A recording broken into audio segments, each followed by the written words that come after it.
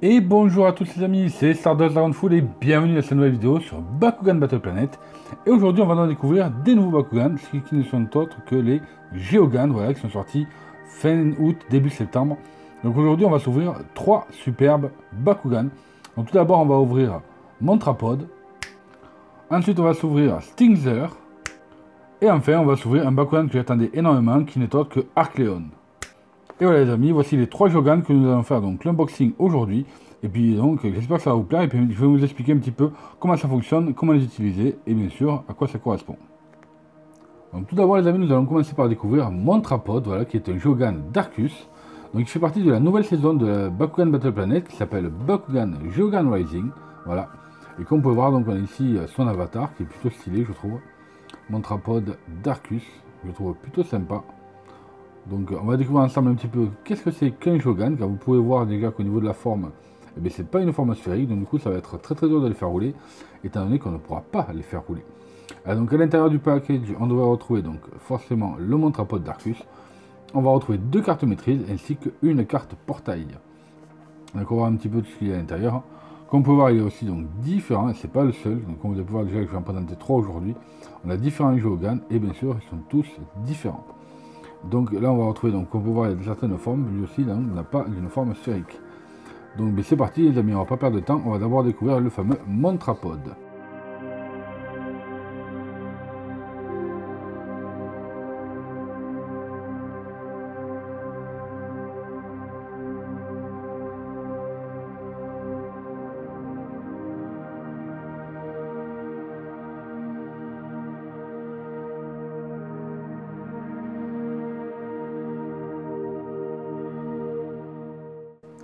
Donc voilà les amis, le Montrapod est déballé.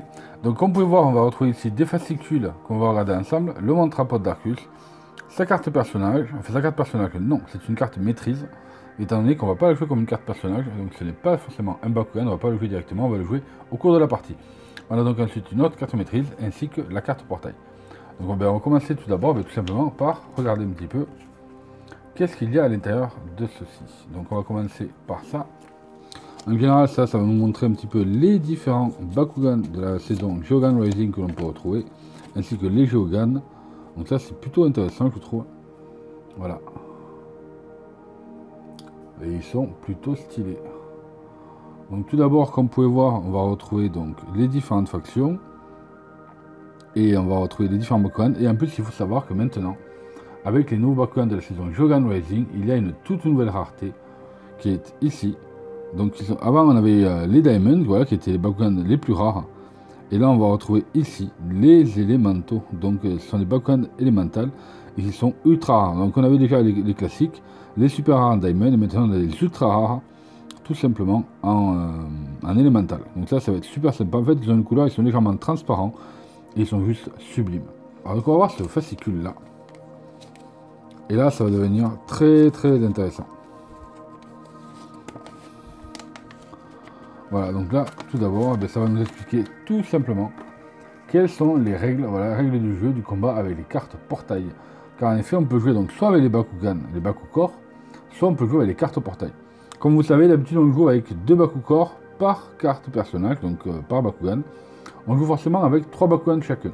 Ce qui nous fait donc 3 Bakugan x 2, parce qu'on a 2 Bakukor par carte personnage, donc ça nous fait 6 Bakukor. On a donc 6 Bakukor normalement par joueur. Donc 6 et 6, ça nous fait 12 cartes, 12 Bakukor. Donc ça nous fait une matrice donc, qui correspond à 12 Bakukor. Or maintenant, la différence qu'il y a, c'est qu'il y a donc des cartes portail. Ces cartes portail, comme vous pouvez voir ici, il y a différentes valeurs ici qui sont indiquées suivant la faction qu'a votre Bakugan. Et comme vous avez une carte portail par carte personnage, au lieu d'avoir donc 2 Bakukor, on a donc une carte personnage. Et ça nous fait donc une matrice de 6 cartes portail. Tout simplement. Voilà, donc c'est vraiment pas très compliqué. La règle est super simple. Alors maintenant, nous, ce qui va nous intéresser maintenant, donc c'est l'habitude des confrontations, donc ça c'est assez simple. Donc on connaît ici le lancer, tout simplement, avec le 3, 2, 1 Bakugan au combat. On lance en même temps les Bakugan, bien sûr. Ensuite, on va avoir la confrontation, donc c'est là qu'on va regarder celui qui a le B-Power le plus puissant, tout simplement. Et celui qui a le B-Power le plus puissant reste ouvert. Et celui qui à la fin du jeu a ouvert les 3 Bakugan a gagné. Et nous, ce qui va nous intéresser, c'est ici. les Geogans. Donc on va lire ensemble, il y a marqué donc une fois par partie. Lorsqu'un joueur est sur le point de perdre un combat, s'il a manqué son lancer ou si son niveau de puissance B est inférieur à celui du Bakugan adverse, il peut alors invoquer un Geogan. Il utilisera l'un de ces Geogan en remplacement lors de ce combat, en le remplaçant tout simplement en le lançant vers un portail, en partant d'une distance au moins égale à la longueur d'une carte et utilisera le niveau de puissance B de ce Geogan. Donc je trouve ça vraiment assez intéressant. Ça nous donne une autre dimension du jeu, ça nous permet justement de voir que si on perd, c'est une sorte de piège un petit peu, ben on va pouvoir activer, on pourra avoir joué notre Geogan. Par contre, il n'est pas spéculé. Ah si, c'est une fois par partie. Donc voilà, c'est bien spécifié, c'est dès le début. Ça veut dire que vous allez pouvoir jouer un seul Geogan pendant toute la partie. Pas par lancer, une partie n'est pas juste quand vous lancez vos deux premiers Bakugan, ou les deuxièmes, etc. Ça sera une seule fois pendant toute la partie. D'accord? C'est vraiment très très très important de le spécifier. Et enfin, voilà, ben, les Bakugan, les fusions de faction. Donc là aussi c'est indiqué, voilà, certains Bakugan sont fournis avec des jouets et des cartes Bakugan. Si l'un des Bakugan atterrit sur une carte portail portant le symbole Bakugan, le joueur qui a lancé doit additionner la puissance B de la carte Bakugan au niveau de B gagné pendant le tour. Donc ça c'est quand même pas mal intéressant. Et enfin on va voir les cartes fusion de faction. Et ici il est indiqué que certains Bakugan sont des Bakugan spéciaux fusion, donc avec le F. Et si l'un des Bakugan atterrit sur une carte portail portant l'icône F, le joueur qui a lancé doit utiliser la puissance B indiquée sur le côté F de la carte personnage de ce Bakugan au lieu de la puissance B inscrite sur le Bakugan. D'accord? Donc ça c'est aussi très très très important. Donc ça va, je trouve ça vraiment très très intéressant qu'il est spécifié ici dans cette règle là. Et là bien sûr on a exactement la même chose en anglais. Voilà, donc ça c'est plutôt très très cool je trouve. Ça va nous permettre donc de jouer une autre dimension du jeu et je trouve ça vraiment très très très intéressant. Donc ça, il me tarde un petit peu de le tester, voir un petit peu ce que ça donne, parce que franchement ça a l'air pas mal du tout. Ensuite on va donc retrouver notre fameuse carte portail. Donc là on va commencer par la carte portail. Donc lui c'est une carte portail, donc ouais peu importe c'est Darkus, mais on va surtout le Montrapod dessus, donc ça c'est plutôt pas mal. La carte portail est vraiment super sympa. Donc elle donne 300 en B-Power pour les Pyrrhus, 600 pour les Akos, 400 pour les Ventus, moins 300 pour les Aos, 500 pour les Aurelius et 0 pour les Darkus. Voilà, tout simplement. Ensuite, au niveau des cartes personnages, enfin la carte maîtrise de Montrapod, comme vous avez pu comprendre, c'est une carte maîtrise et non pas une carte personnage. Lui, il a besoin donc de 3 énergies. Alors normalement, ça c'est les 3 énergies, ça nous sert simplement dans la version pro du jeu. Donc normalement vous avez besoin d'utiliser 3 énergies pour utiliser votre Geogan, mais pas dans la version simplifiée du jeu. Celui-ci a un B-Power de 1000, c'est donc un Geogan et il donne 10 de strike. Pareil, le strike n'a aucun effet, à part en cas d'égalité quand c'est dans la version simplifiée du jeu. Par contre dans la version pro du jeu, c'est très important. Et enfin on va retrouver donc une carte action qui s'appelle Raging Claw, qui coûte 4 en énergie, c'est une carte Darkus Baku Action qui donne le plus 800 B de B en B Power. Donc ça je trouve ça pas mal. Voilà pour notre petite carte personnage. Et ensuite nous avons notre fameux premier Geogan. Voilà, donc c'est le premier que je joue sur la chaîne, donc ça je trouve ça super super intéressant. Il est pas mal, hein, franchement il est plutôt stylé. Donc là on a la faction ici. Là on a son numéro de série. Là on remarque qu'il y a marqué donc 1000 de B Power. Super sympa. Avec sa tête là. Ouais, c'est plutôt stylé quand même. On va voir maintenant comment ça va se refermer. Donc, vous savez d'ailleurs, ils ne l'ont pas mis cette fois-ci. Donc à mon avis, ça va pas être très compliqué. On va devoir l'éclipser. Est-ce que ça c'est quoi ça? Voilà, hop, ok. On le met comme ça, comme ça. Comme ça. Et on clipse le tout. Voilà, tout simplement. Voilà comment vous allez pouvoir donc jouer votre Bakugan. Et normalement on doit avoir les mains, voilà, ici on a une grosse partie plate, et donc ça va nous indiquer l'endroit où il y a les mains, donc il suffira de le poser sur la carte portail. Alors Edith, vous avez vu qu'il faut le laisser tomber, alors ça je trouve ça quand même fou quand même, de laisser tomber de la hauteur d'une carte. Donc vous prenez votre carte, voilà, une carte tout simplement, et vous le laissez tomber. Voilà. Et donc là il va avoir, donc il a 1000 de B-Power, plus 0 en Darkus, donc il va rester à 1000. Voilà, ça permet que si vous êtes en déficit, vous pouvez directement invoquer votre Geogan tout simplement sur la table. Allez, passons au prochain Bakugan. Donc maintenant, passons au second Bakugan. Donc normalement, ça va aller beaucoup plus vite, étant donné que j'ai quand même donné pas mal d'explications lors du mantre de l'ouverture du Montrapod. Alors là, il s'agit donc pareil de la saison de Bakugan Jogan Rising. Il s'agit donc de Stingzer. Ah, qui est vraiment super beau. Franchement, lui, je le kiffe surtout. Il est vraiment magnifique. Au niveau du dos, on le retrouve pareil. Donc, on dirait sur un petit vaisseau, mais normalement, il ressemble quand même à une menthe religieuse. Et là, c'est comme tout à l'heure, 2 cartes maîtrise, une carte portail. Allez, c'est parti. On va l'ouvrir.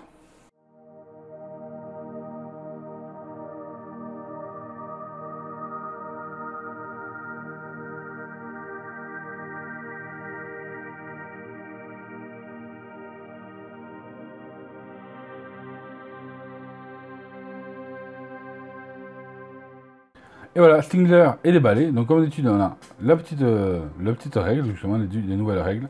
Le nouveau fascicule qui nous montre donc les différents Bakugan de la saison Jogan Rising.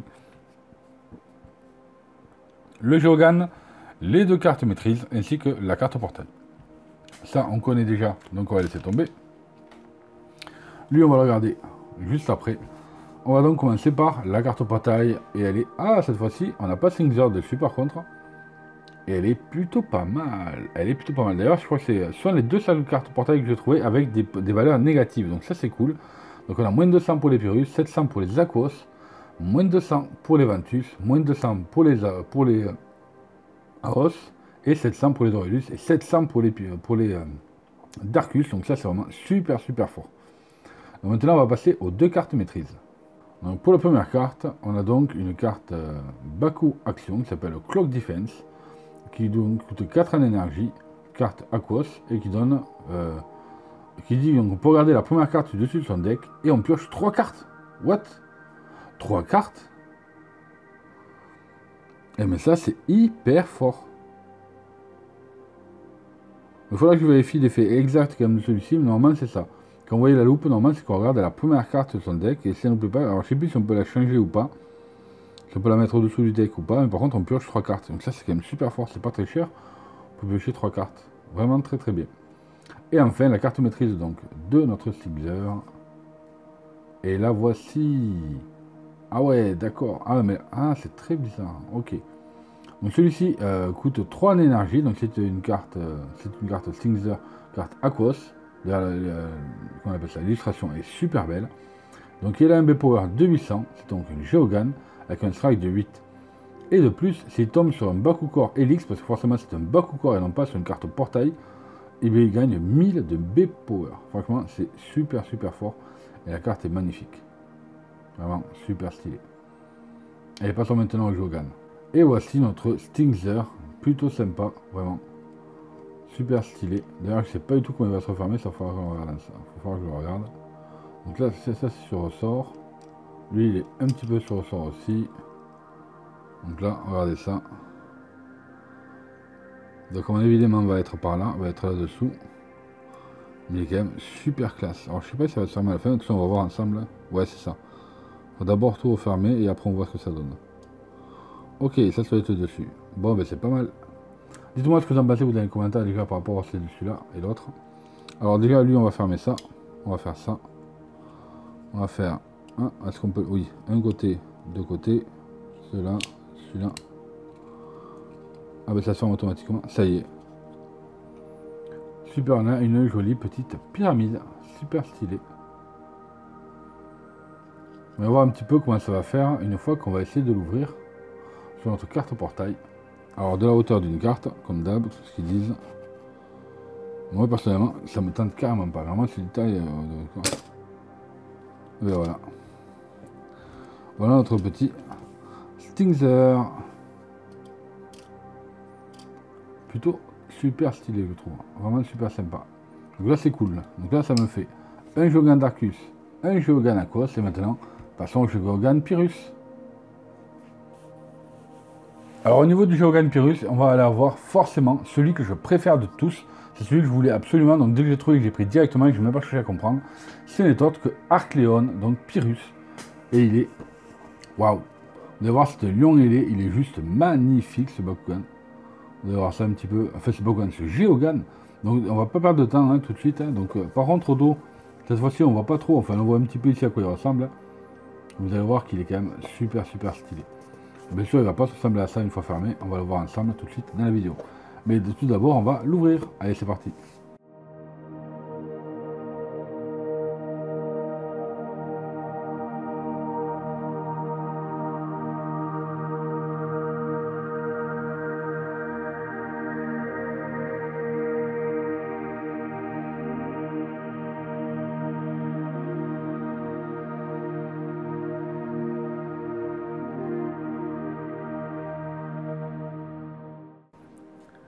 Et voilà les amis, le Arcléon est déballé, donc on va commencer tout simplement, comme vous pouvez voir, par les différentes parties, mais d'abord je vais les vérifier, étant donné que le packaging n'était pas tout à fait pareil. Vous pouvez voir, il n'y a pas la grosse notice qu'on avait tout à l'heure, donc on va voir un petit peu si c'est représenté exactement la même chose ici. Là, est-ce qu'on a les mêmes mobs? Ouais, on a les mêmes, donc là ça ne change pas au niveau de la représentation des différents Bakugan. On va regarder cette fameuse notice. Hop, donc là comme d'habitude, on nous explique comment marchent les cartes portail, différentes cartes portail. Donc là c'est différentes langues pour les cartes portail. Ah si, bien sûr, c'est marqué dessus. Alors, attendez, on va aller sur le premier. Le premier c'est français. Et c'est pareil, on a ici la version où on nous explique donc pour les Jogan, les Bakugear et les fusions de factions. Voilà, tout simplement. Donc ça c'est cool. On l'a un petit, donc c'est plutôt pas mal. Celui-là que je vais me le garder précieusement. Et maintenant on va regarder donc la carte au portail. Et il s'agit tout simplement de la carte. Oh, pas mal. Donc celle-ci donne 700 en Pyrrhus, moins 200 en Arcos, 700 en Ventus, moins 200 aux Zaos, 700 en Aurelius et moins 200 au Darkus. Mais je trouve ça plutôt intéressant et super joli. Je sais pas qui c'est par contre, celui qui est sur la carte portail, je sais pas du tout. On va regarder donc les deux cartes maîtrise. Donc tout d'abord on a la carte Searing Strike, donc qui coûte 2 énergie, c'est une carte Baku Action Pyrrhus et qui donne simplement plus 400 en B-Power. En plus la carte est jolie, c'est le fameux Arcléon, vraiment super stylé. Et enfin on a la carte Arcléon qui coûte seulement 1 énergie, d'accord. Ah pas mal, ah ouais, l'archétype est juste magnifique. Regardez ça un peu. Elle est superbe cette carte, du coup il y a un B-Power de 900, donc le Geogan et 2 de Strike. Le Arcléon est juste sublime, il est vraiment magnifique. Waouh, je suis trop fan. Allez vite, passons à regarder, c'est un petit peu à quoi ressemble ce Geogan. Et oui, j'ai oublié, il a le Shadow Strike, donc ça aussi c'est très fort. Double Strike. Et donc voici le fameux Arcléon. Waouh, il est super stylé. 900 de V-Power, regardez-moi un petit peu, ce lion il est. Ah ouais, il est super classe. Il est super sympa, vraiment.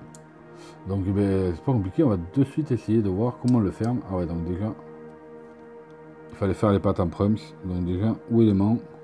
L'aimant est là à mon avis, voilà. Donc on fait d'abord les deux petites pattes, vous voyez, la tête, deux petites pattes, tête, on va faire elle, voilà on fait ça, on va faire ça,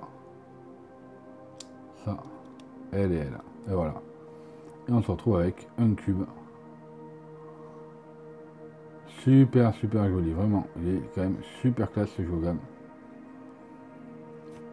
Et du coup, quand on va l'ouvrir, étant donné qu'on a l'aimant ici, ça va donner. Hop, et après on le lève, bien sûr, pour qu'il soit un peu mieux. Voilà, il est quand même magnifique. Il est dans les détails et tout, il est super stylé. Ah ouais, ça c'est du Jogan qui déchire. Vraiment, super sympa. Me tarde d'avoir un petit peu de diamond. Je sais pas s'il y a les élémentaux aussi en Jogan, mais vraiment super stylé.